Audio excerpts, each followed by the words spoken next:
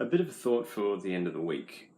When putting out internal communications to your team, and when your team puts out internal communications to their team, the importance of design and color cannot be overstated.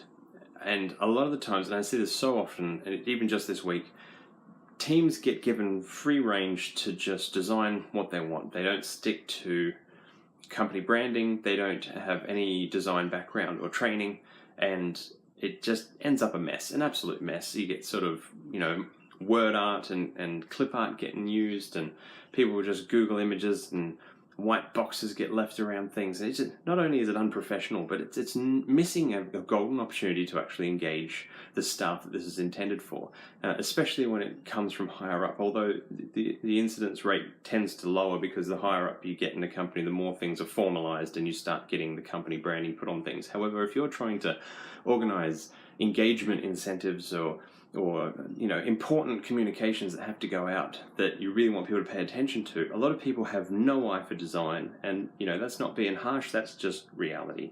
There are factors, scientific principles behind the choice of color that go back decades that people have known about. There's hundreds of years even. Things like, the color red inspires the metabolism of people to rise. So basically you get hungry when you're surrounded by the color red, which is why most fast food places use the color red.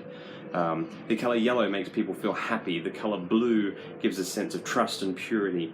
The science behind that is not, hippie nonsense. It's real, scientifically validated stuff that's out there that you need to start thinking about and taking, paying attention to in your internal communications. And if you're not monitoring what internal communications are being pushed out by your staff to their staff, say you've got a leadership team, then that's going to start sending not only just the wrong message, but sometimes it's just going to make people reel in horror unconsciously and not pay attention to the internal communication at all, which is having the opposite effect of what you're trying to achieve.